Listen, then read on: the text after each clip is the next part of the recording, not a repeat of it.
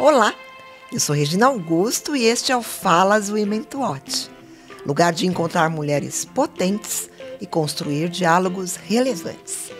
Esse podcast é uma iniciativa do MEI Mensagem e tem patrocínio de Almap BBDO, GNT, Mondelez, NEL, TikTok, 3M e UOL.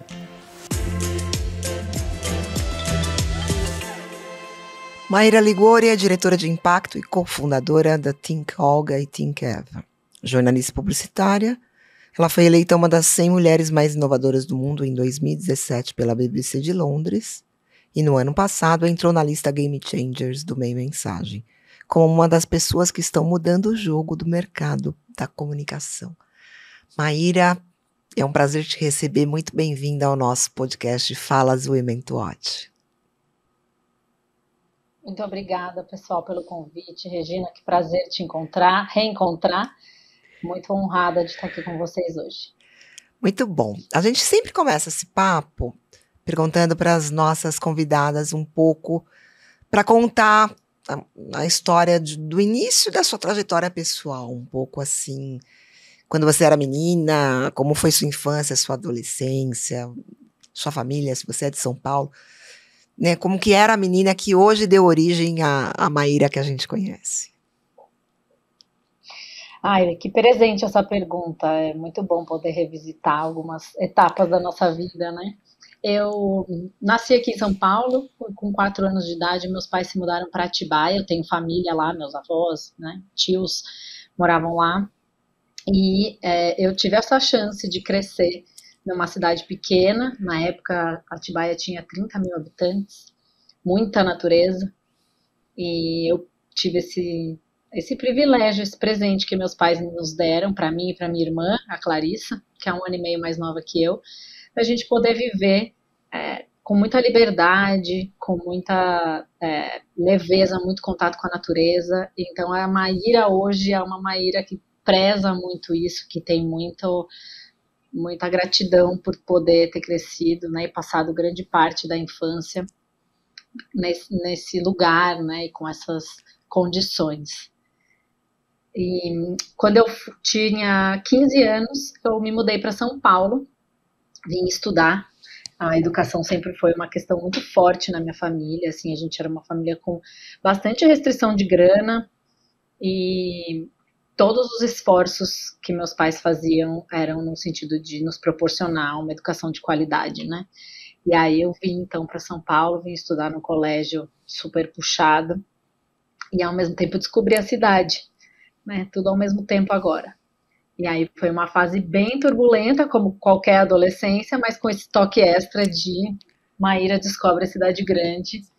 E eu me lembro perfeitamente dessa sensação, chegando aqui totalmente perdida. Eu ficava na Avenida Paulista esperando um ônibus para ir para Consolação, do lado do que passavam os ônibus para ir para o Paraíso. E eu ficava um tempão lá e não passava, até que eu perguntava: moça, estou esperando o ônibus tal passar aqui? Não, é do outro lado. Esse era o nível de perdida que eu estava na cidade, assim, nessa época. Mas foi uma experiência muito engrandecedora, não só isso, mas bem dolorida também, mas foi me alargando, né? Foi me deixando mais consciente, enfim, com mais contato com a diversidade. E qual foi aí a chave que fez você escolher o mundo da comunicação para ser o seu campo de atuação? Eu sempre tive muita facilidade para escrever, facilidade com as palavras. E aí, quando eu estava na 4ª série, eu ganhei uma medalha de redação na cidade. E nunca se iludam com essas medalhas, pessoas. Porque eu acabei sendo muito levada, né, por essa conversa de que a Maíra é boa com as palavras, a Maíra sabe se expressar, a Maíra escreve muito bem e tal. E aí o caminho natural para quem escreve muito bem é fazer jornalismo, né?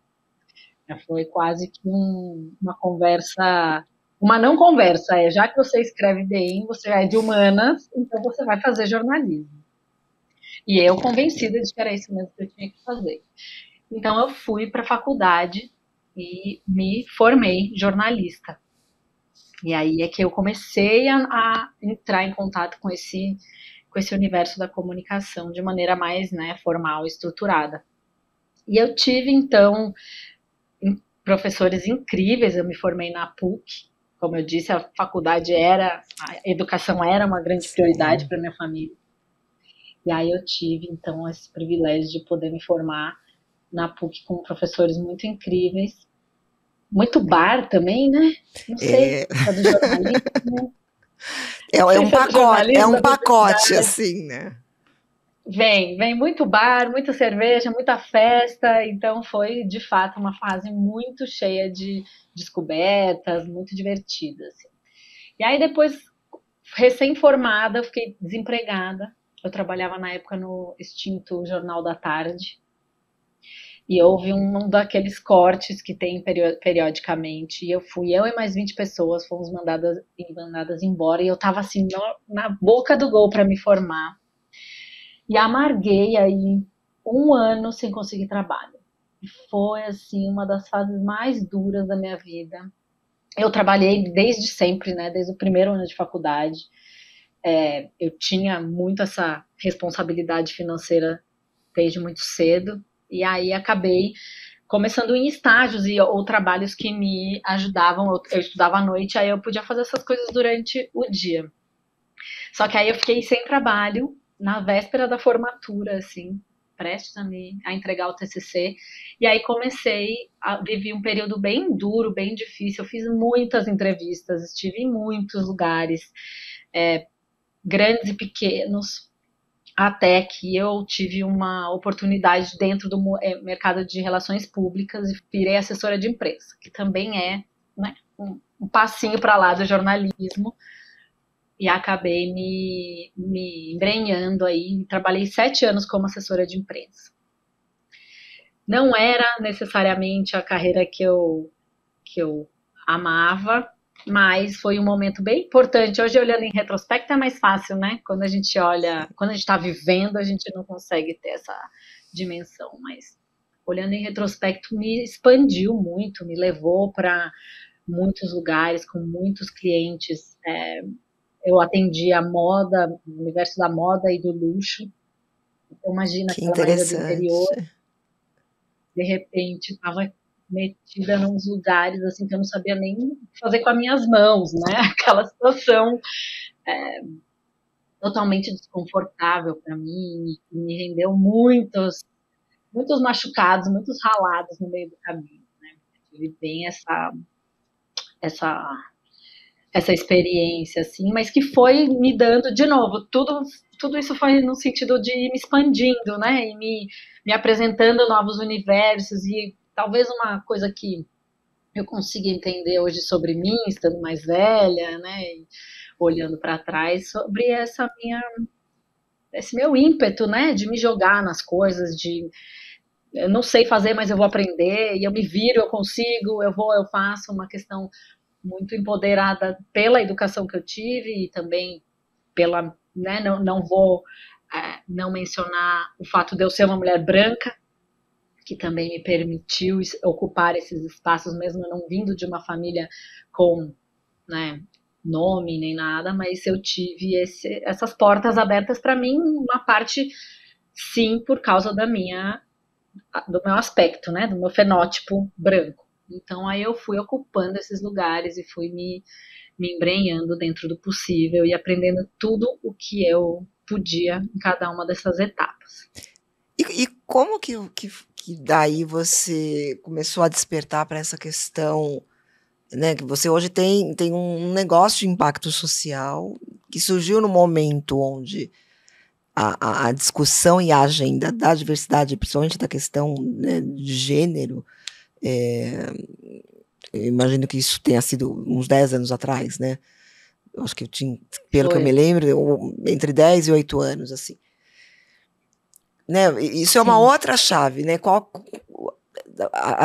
Entre essa jovem profissional que trabalhou no mercado de relações públicas até você virar uma empreendedora, né? E hoje ter uma empresa que é uma referência nessa questão da discussão sobre questões relacionadas à equidade de gênero. Eu tenho essa curiosidade para saber assim como que foram essas etapas. Muito obrigada por essa pergunta, porque de fato foi um caminhozinho aí. Eu vou tentar ser sintética, tá? Não, mas talvez algumas acho que é legal. Algumas histórias talvez valham ser contadas, assim. Eu, dentro do mundo do RP, eu nunca me achei muito bem, eu não me sentia contemplada, eu não via que eu tinha o espaço que eu gostaria de ter para justamente debater alguns temas que não cabiam, né? Não eram muito aceitos, assim. Eu me incomodava demais com a perspectiva que os clientes traziam sobre o seu próprio trabalho, uma perspectiva muito excludente, né? A gente está falando do mercado de luxo, não vamos aqui disfarçar ou tentar botar panos quentes. Era sempre muito excludente e aquilo me gerava muita frustração. E aí eu entendi que eu gostaria muito de migrar para a área de planejamento estratégico. Eu comecei a estudar, comecei a conversar com pessoas e queria fazer planejamento estratégico de marca, entendendo muito desse aspecto do RP, né? E aí expandindo para esse outro lugar, que é o lugar de pensar. E aí eu fui me especializar, fiz uma pós-graduação, fui para a Espanha, eu e meu marido, a gente juntou, trabalhou, juntou tudo que a gente podia e foi para lá. Lá eu trabalhei também desde vendedora de camisa masculina, ia para a rua fazer pesquisa com imigrantes, de pranchetinha, sem nem falar espanhol direito, é aquela história, né? Vai se jogando e que o universo vai providenciando. E aí eu fiz essa pós, foi muito incrível, eu pude expandir, mais uma vez eu falando em expansão, né? Minha visão sobre a comunicação e sempre trazendo esse aspecto mais político. E não é político no sentido da política institucional ou partidária. Estou falando do político que é o que está na sociedade latente ali, o que precisa ser conversado e que não está sendo conversado e que a gente pode trazer isso à tona. Então, quando eu volto da Espanha, um tempo depois, a Rita Almeida, maravilhosa, me acolheu na Cor. Eu não sabia que você tinha essa passagem pela Cor com a Rita, que é uma grande amiga. E uma pessoa que eu admiro muito. Eu também. Ela foi muito importante para mim. Ela, a Mariana Loduca, que era minha chefe também na época, que trabalhava com ela, foram muito fundamentais para me formar planejadora, porque fazer uma pós, né, é muito diferente de estar no dia a dia e trabalhar de maneira mais ativa com os clientes. E aí eu me lembro que eu comecei a entrar em contato com as questões feministas, com as questões raciais, comecei a aprender, a estudar, e aquilo foi crescendo dentro de mim. E nessa época eu era gerente lá na Cor, trabalhava, né, já há eu acho que trabalhei há uns 4 ou 5 anos lá. E aí eu lembro exatamente no dia que eu falei, putz, eu não dá mais, assim, para eu não trazer essa perspectiva política que eu estava comentando, sobretudo para as questões de gênero. Eu me lembro exatamente da cena, porque eu estava em uma conversa com um dirigente de uma indústria. Ele era, na verdade, de uma empresa da indústria de beleza. E aí a gente estava falando sobre um novo lançamento que ia ser feito, que ia fazer uma pesquisa e tudo mais. Aí ele falou assim, porque sabe quando a mulher está se sentindo meio caída, meio autoestima meio baixa, e aí ela bota um decote, ela vai para frente da obra para ver se ela arranca um elogio. Aí nesse dia, isso foi, gente, sei lá, 2013, 2014, acho que o mundo mudou demais de lá para cá, ainda bem, mas era algo que era relativamente corriqueiro, né, esse tipo de comentário. Quando ele falou isso, eu bati na mesa, assim, ó, eu falei, eu não conheço nenhuma mulher que faça isso. Porque não é isso que você está dizendo que é um elogio, na verdade é uma agressão. Na época, Chega de Fio-Fio, que é a campanha da Fincolga, estava no auge, assim, tinha recém sido lançada e estava sendo muito falado.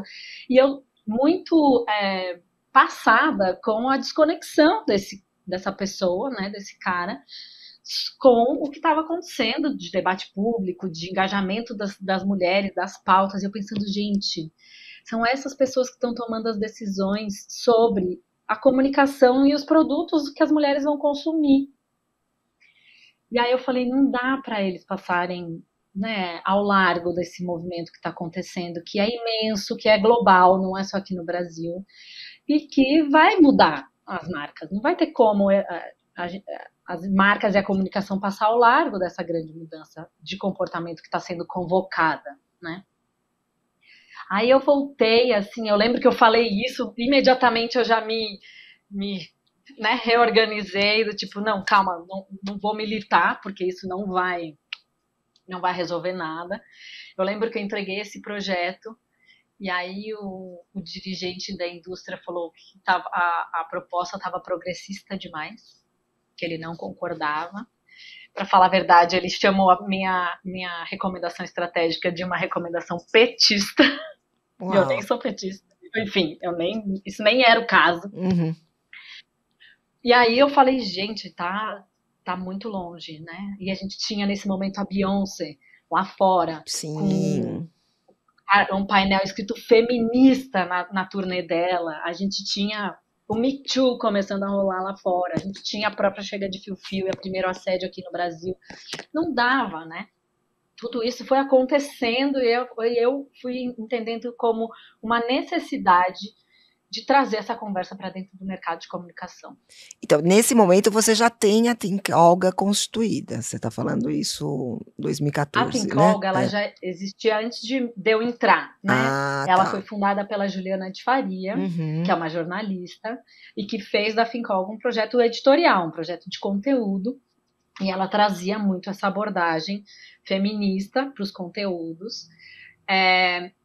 E a gente é amiga pessoal, então eu estava muito perto, eu colaborava para a Think Olga com alguns textos, eu estava sempre trocando muito com ela.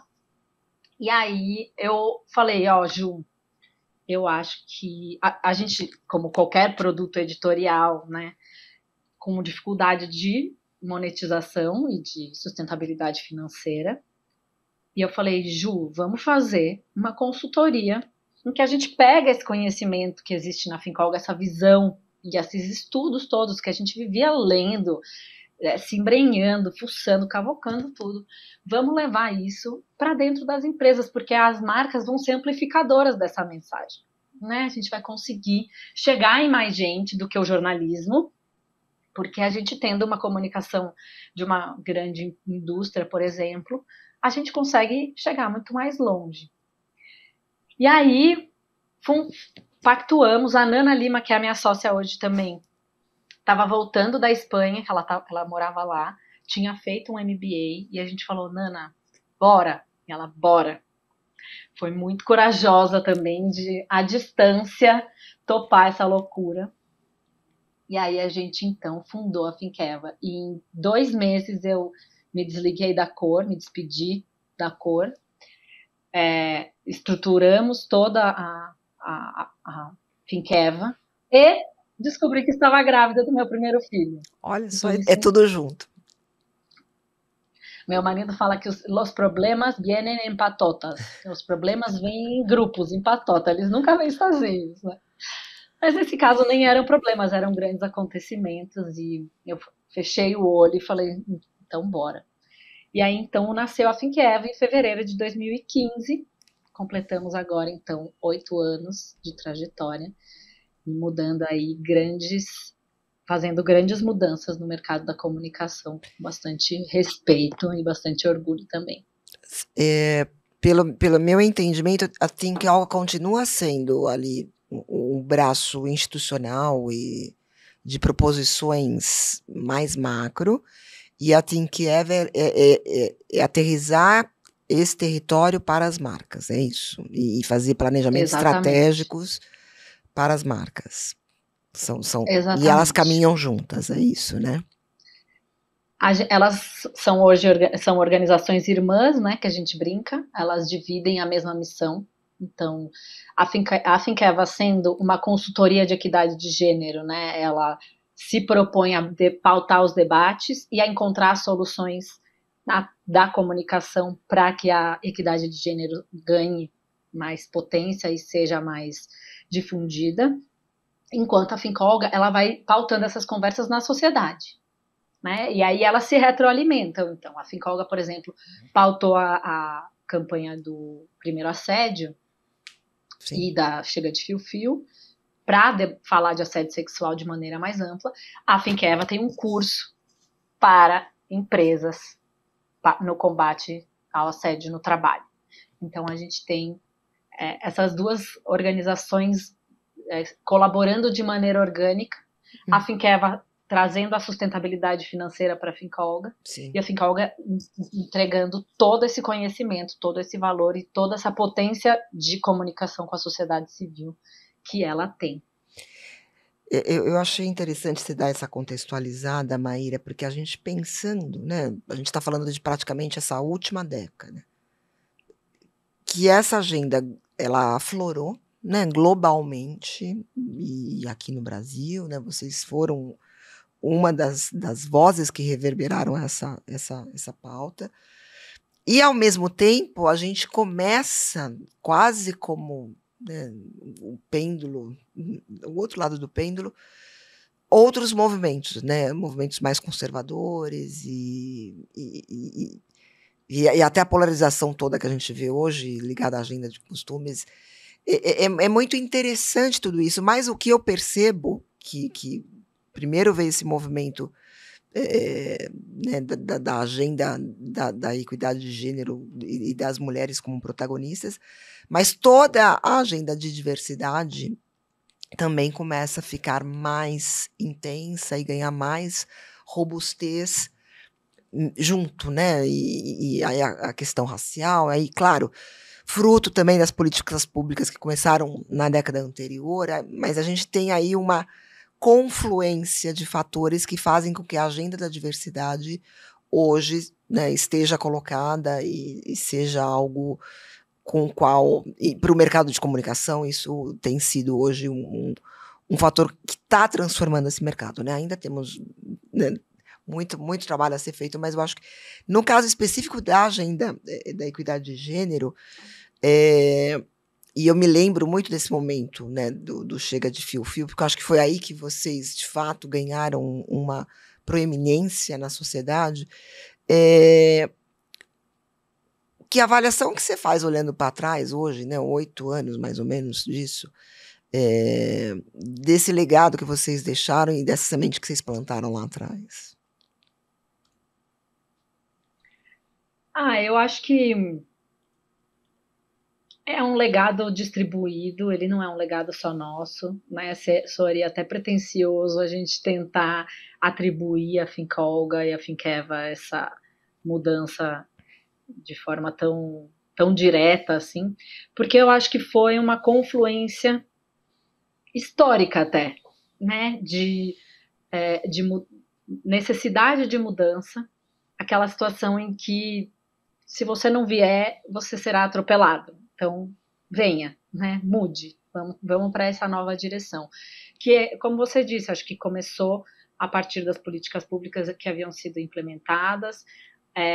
Houve um debate na geração, né, de mulheres que se fizeram mais vocais em relação a esse assunto. Então, além da Fincolga, vários outros movimentos que pautaram esse debate nas redes sociais. Naquela época, as redes sociais eram outra coisa, então era muito mais fácil você espalhar alguns tipos de mensagem, porque as mulheres se reconheciam no que estava sendo trazido ali. Né? Nas situações de violência, na cobertura da imprensa na mídia, né, jornalística, o que a gente via era um viés muito grande. Eu lembro de uma vez que eu dei um grito porque tinha uma manchete, um título de uma matéria que falava: mãe deixa o filho com o pai e filho morre no estádio de futebol. Aí, assim, o sujeito da frase é a mãe. Sim. Sabe? O pai é tão... Enfim, nem preciso problematizar aqui, acho que todo mundo já entendeu, mas eu lembro que eu fiquei muito brava, muito brava. E aí a gente foi fazendo os mini manuais de jornalismo humanizado, em que a gente ia trazendo esses caminhos, né?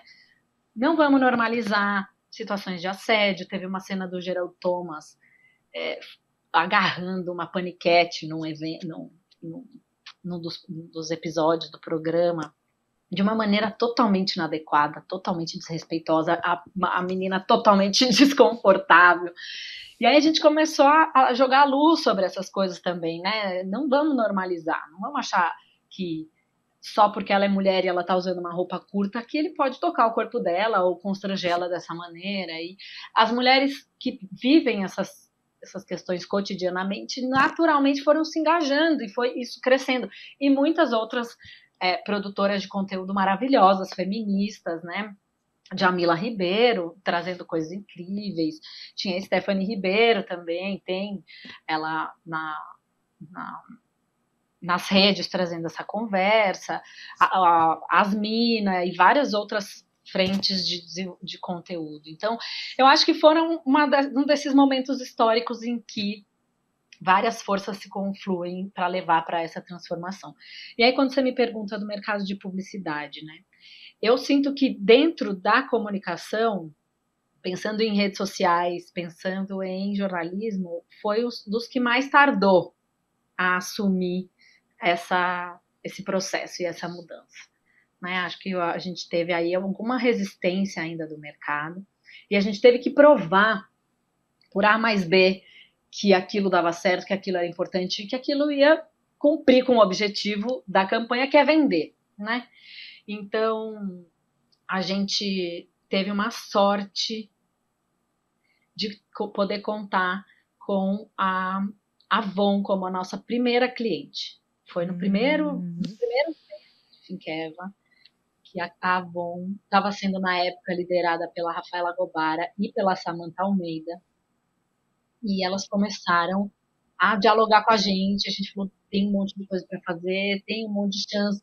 E vinha um posicionamento global novo, e elas disseram, nossa chance, vamos aproveitar esse momento, vamos colocar esse caráter, né, mais feminista na nossa comunicação. E aí foi tiro, porrada e bomba, uma atrás da outra, uma campanha mais explosiva que a outra, né? Imagina esse time, né? Rafaela Gobara, Samantha Almeida, a gente, mais uma turma que estava lá com plena liberdade, então a marca também assumiu corajosamente essa chance de faz aí, depois a gente vê, né? Nos deram assim, depois a gente vê. E no fim deu, e foi incrível, e a gente conseguiu resultados maravilhosos. E aí outras empresas, né, outras marcas da indústria olharam para aquilo com espanto, né? Putz, isso funciona, isso dá certo, caramba. Vou botar uma mina negra e gorda na campanha de beleza. Então, acho que foi assim dos grandes momentos da minha carreira, assim. Inclusive, deixo aqui um beijo, um abraço gigante para essas mulheres corajosas. Que demais. Rafaela. E eu me lembro também que durante a pandemia, vocês produziram alguns materiais e alguns manifestos muito importantes, né? Primeiro um sobre economia do cuidado, e depois um manifesto também para as mulheres em tempos de pandemia, né? Eu queria que você falasse um pouco do retrocesso que houve para as mulheres com a pandemia, assim, que vocês têm dados estatísticos muito fortes, assim, né? Sim, nossa, realmente foi um momento da história de novo, né? Sim. Ela, que foi muito, muito duro, e a gente brinca que o feminismo são uns óculos, né, que a gente coloca e a gente passa as lentes, a enxergar. Né? E aí não dá para desver. E atravessar essa pandemia, tendo o governo que a gente tinha, né, e sendo mulher e podendo enxergar algumas coisas, foi muito doloroso. E logo que a pandemia chegou, né, que o lockdown começou, a gente falou, pera, tem uma coisa que, historicamente, o que se faz num momento de crise como essa? A gente foi estudar o que acontecia nos momentos de crise sanitária, crise humanitária, o que acontecia. Aí a gente foi olhar na pandemia do início do século passado, né, da gripe espanhola, dos tsunamis, da Ásia. E o que a gente entendeu? As políticas e as tratativas, os caminhos, eles eram muito pensados sem nenhum viés de gênero. Então, assim, vamos socorrer a população. Quem é a população? São os homens. Porque as necessidades específicas das mulheres negras, das mulheres negras com deficiência, né? E aí a gente pode ir eternamente aí buscando esses recortes, mas elas eram negligenciadas. E aí o que se fazia? Depois que a crise passava, olha para trás e faz o body count, né? Olha lá e olha o estrago que aconteceu. Então a gente lançou um manifesto a partir desse estudo do que houve em outros momentos de crise na humanidade, para falar sobre a necessidade da gente olhar para as mulheres enquanto a crise está acontecendo e não olhar para trás depois que o estrago já está feito. Então, o nosso objetivo foi jogar justamente esse assunto na cara de todo mundo, né? E foi maravilhoso, porque a gente pôde contar com o apoio de mais de 20 organizações da sociedade civil que endossaram o nosso relatório, participaram ativamente na divulgação dele, do vídeo manifesto que a gente fez, porque a gente olhou ali que realmente, se a gente não olhasse para as questões de gênero, a gente teria um estrago muito grande. Porém, a gente não tinha uma liderança, né, uma política institucional sensível a essas questões. E a gente começou, então, a ver o que é que começou a acontecer. E aí a gente teve, por exemplo, aumento da violência doméstica, né, que foi uma coisa grotesca o que aconteceu. As mulheres confinadas em casa com seus agressores não tinham opção, não tinham para onde correr, não tinham para quem pedir ajuda. As delegacias fechadas, porque não podiam receber as pessoas, né? E a estrutura de BO online, de pedido de medidas protetivas online ainda não estava estruturada. Essa pandemia pegou todo mundo de surpresa. Então, esse foi um aspecto. Outro aspecto foi a saúde da mulher. No Brasil, a gente concentrou 70% das mortes globais de grávidas e puérperas de Covid. Então, no mundo inteiro, que loucura. 70% das grávidas e puérperas que morreram de Covid morreram no Brasil. Meu Deus. E morreram por quê? Porque os hospitais estavam focados na Covid, olhando para isso, e esqueceram que as mulheres vão parir, mesmo em pandemia. Esqueceram que as mulheres vão ter as suas necessidades, né, de todos os direitos sexuais reprodutivos. O aborto legal, por exemplo, né, que é permitido por lei desde 1960, antes até, em caso de estupro, foi totalmente barrado. Então, meninas de 10 anos correndo o risco de morrer por levar uma gestação cujo corpinho delas não está pronto para, né, em decorrência de estupro. Então, assim, gente, muitos assuntos doloridos, muitas questões sérias que afetaram as mulheres de maneira desproporcional. A economia do cuidado, que você citou, né, Regina, foi uma questão que ficou muito evidente, porque toda a rede de apoio das mulheres que cuidam desapareceu. Não tinha escola, não tinha avós, não tinha babá, não tinha. E aí esse problema se instalou no centro, na sala de estar de todas as famílias, porque as mulheres realmente não estavam dando conta de trabalhar, cuidar da casa, cuidar das crianças, sem nenhuma rede de apoio. E por isso ele foi também um relatório muito bem sucedido em termos de divulgação e de aceitação no debate público, porque era algo que estava e ainda está no centro das questões feministas hoje, né? O trabalho, a divisão sexual do trabalho e o trabalho de cuidado não remunerado sendo esse fator aí que sobrecarrega e esgota as mulheres. Então foram essas questões que a gente viu, a violência, a saúde e o cuidado, como essas três grandes eixos. E aí, nenhuma política pública de apoio, nenhum cuidado em relação à população feminina. A gente viu os números, né, as catástrofes que a gente teve que, infelizmente, lidar, sobretudo no aspecto econômico.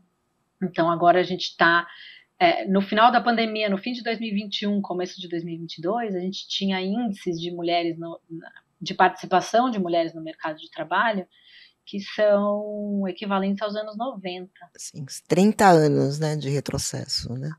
Retrocedemos 30 anos de luta para poder ter autonomia financeira, para poder ocupar esse espaço que nos é de direito. E aí basta uma crise, como diz a Simone de Beauvoir, basta uma crise para que os nossos direitos sejam ameaçados. Hoje, né, a gente está metade de 2023, assim, que avaliação que você faz em termos de alguns avanços que aconteceram, mas ainda tem esse refluxo que a pandemia provocou, né, especialmente das questões ligadas às mulheres, como você acabou de falar. Esse contexto agora, qual que é a sua avaliação em termos das conquistas e do que está por ser feito ainda? Eu acho que a gente tem novos desafios agora, né, Regina? A gente está lidando com um país dividido, polarizado, em que mulheres muitas vezes acabam concordando com as próprias opressões só para não se parecer com o outro lado, sabe? Ou mulheres querendo a todo custo empurrar suas agendas, né, e seus gritos de ordem para pessoas que não têm o mesmo contexto ou os mesmos desejos. Então, assim, a gente está, de fato, vivendo um momento muito delicado e que encontrar o tom certo para falar sobre essas coisas se tornou uma grande questão. Antes a gente tinha medo, né, como marca, de tomar pau na internet das feministas. Agora a gente tem muitos outros fatores para considerar para além do que as feministas dirão, né? Cada vez mais essa dinâmica das redes sociais e dos influenciadores também está transformando a maneira como as mensagens são percebidas e são levadas e recebidas. Então, acho que a gente tem aí um cenário para as pautas dos direitos humanos como um todo. E aí eu acho até que a questão racial se coloca ainda mais, com mais níveis de dificuldade, porque a gente tem uma parcela da população que não quer ouvir, que não. E é um desafio eu acho que é um desafio de comunicação, né, Maíra, que a gente tem, né? Regina, ele é totalmente de comunicação. Ele é totalmente de comunicação. É muito complexo mesmo, né? Que tom de voz, né? Quais as bandeiras e de que forma colocar essas questões é muito desafiador mesmo, né? Sim. Ao mesmo tempo que não falar sobre as questões também já não é mais uma opção. O silenciamento, né? Já não faz parte mais, né, do leque de opções, né?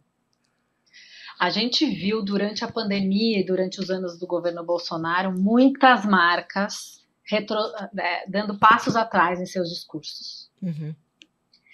Recebemos isso com bastante tristeza, né? Com bastante dor, porque existia uma necessidade ali de alinhamento com o governo, inclusive em outras esferas que não necessariamente do marketing, mas que o marketing também não podia enfrentar. A gente viu pessoas competentes sendo demitidas das suas funções por trazerem essa visão progressista que era entendida como equivocada ou era, como é que eles falavam? Radical demais. Fulano é radical demais, foi demitida por causa disso. Ainda que ela estivesse vendendo sabonete e ela estivesse tentando trazer mensagens mais inovadoras, não necessariamente ela estava ali militando, mas isso também acabou se transformando numa opinião, numa questão. Então, eu acho que a gente viveu nos últimos 4 anos, não só nos 4, não, acho que há mais tempo, um avanço do conservadorismo de uma maneira. Eu não tenho nada contra as pessoas conservadoras, viu? Eu preciso dizer isso antes que me coloquem na caixinha errada. Eu acho que a sociedade precisa ser composta por diferentes visões. Precisa ter conservadores e precisa ter progressistas, e precisa ter pessoas com opiniões e visões plurais. Mas quando a gente está falando de direitos humanos, me soa bizarro, desculpa a palavra, mas me soa bizarro que isso esteja colocado na caixinha do progressismo. Porque direitos humanos as questões de direitos humanos são de todas as pessoas, das conservadoras e das progressistas. né? Então, das que têm uma religião e das que não têm, das que têm uma orientação sexual diferente e das pessoas normativas. Eu acho que a sociedade ela é composta por todas essas pessoas. E todas essas pessoas merecem e precisam ser contempladas. Agora, o que a gente vê é que muitas vezes essas questões esbarram em crimes. Né? A gente está falando de crimes de racismo, a gente está falando de violência contra a mulher, e a gente tem um projeto de lei agora no Congresso Nacional para criminalizar a misoginia também, porque Red Pills falando barbaridades de que mulheres precisam ser dominadas e apanhar e serem controladas e tal, e ninguém ali para regular isso, ninguém ali para impedir que esses discursos de ódio se disseminem, né? Então, acho que a gente tem um cenário muito desafiador pela frente. A comunicação, com agora a chegada de inteligência artificial, né, e essas construções de personas, de imagens artificiais, eu acho que a gente ainda vai ter muitos tombos para levar, porque a gente costuma se seduzir pelas possibilidades da tecnologia, mas a gente não consegue mapear os efeitos colaterais que isso vai trazer até que eles aconteçam. Sim. As próprias redes sociais. É muito complexo mesmo esse cenário. E aí a gente, infelizmente, já está indo se caminhando para o final. Eu queria te perguntar os planos futuros, né? Seus, pessoalmente, e da Think Olga e da Think Eva. Bom, pessoalmente, mais fácil. Pretendo continuar criando os meus meninos, o Tom e o Bruno, da maneira mais amorosa possível, né? Estando aqui na minha família da maneira que eu consigo e levando esses serizinhos adiante.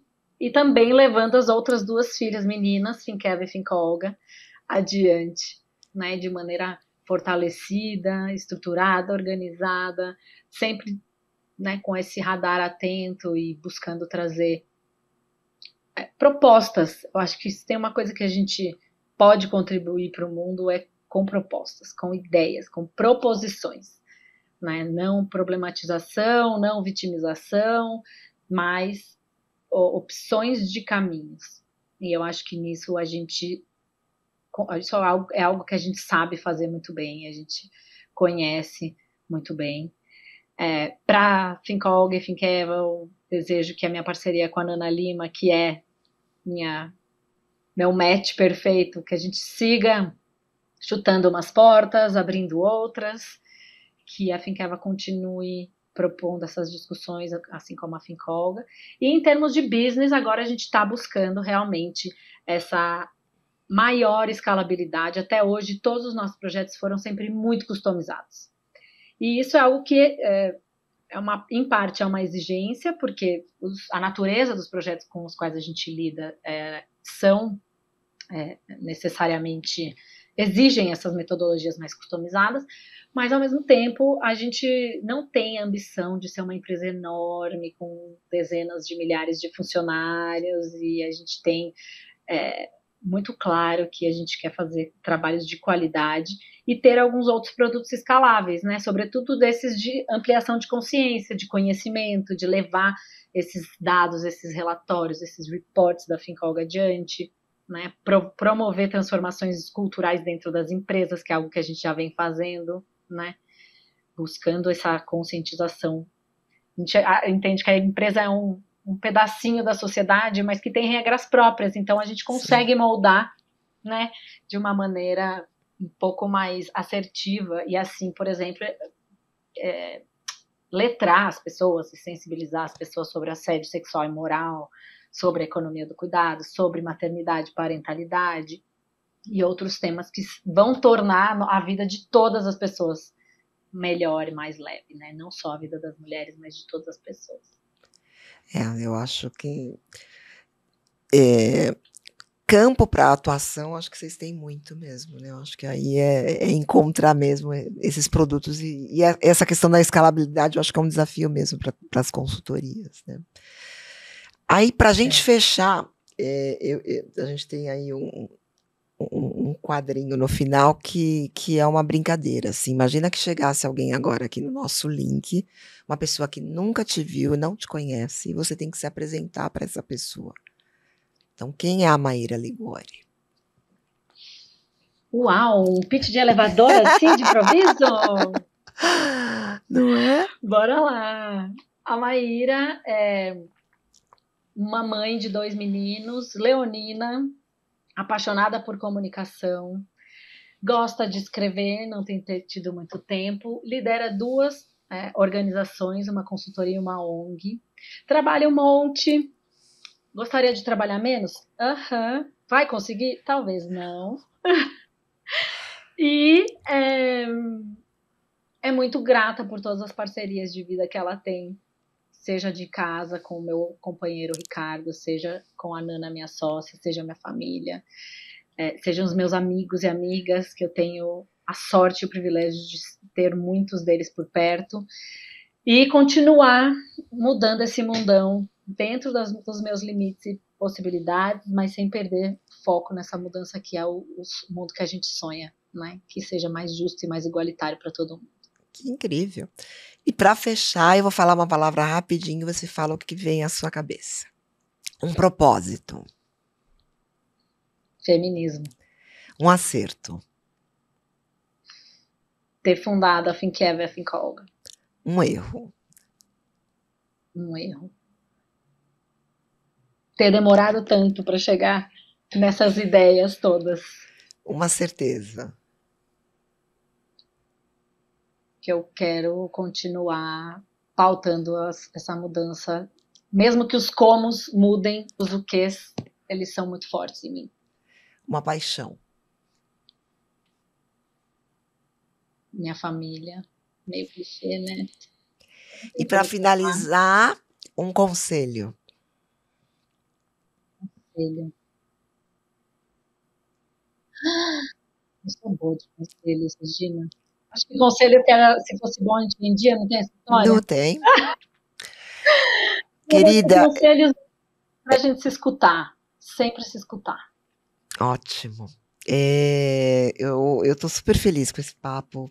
Parabéns pelo seu trabalho. Eu sou uma grande admiradora das coisas que você provoca, gente, da contribuição que você dá a esse mercado. Acho que é muito importante o seu trabalho, querida. Se você quiser deixar uma mensagem final para a gente fechar o episódio, fique à vontade.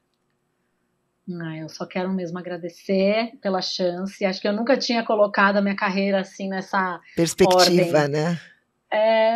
Foi muito, muito gostoso para mim poder dividir com vocês e eu adoro o trabalho que o Meia Mensagem faz desde sempre. Acho que vocês têm um papel fundamental nesse mercado de colocar os pingos nos is, né, os pesos certos nas coisas e que a gente siga em parceria aí para conseguir que esse mercado só evolua, só seja melhor para quem está dentro dele e para quem recebe os frutos dele.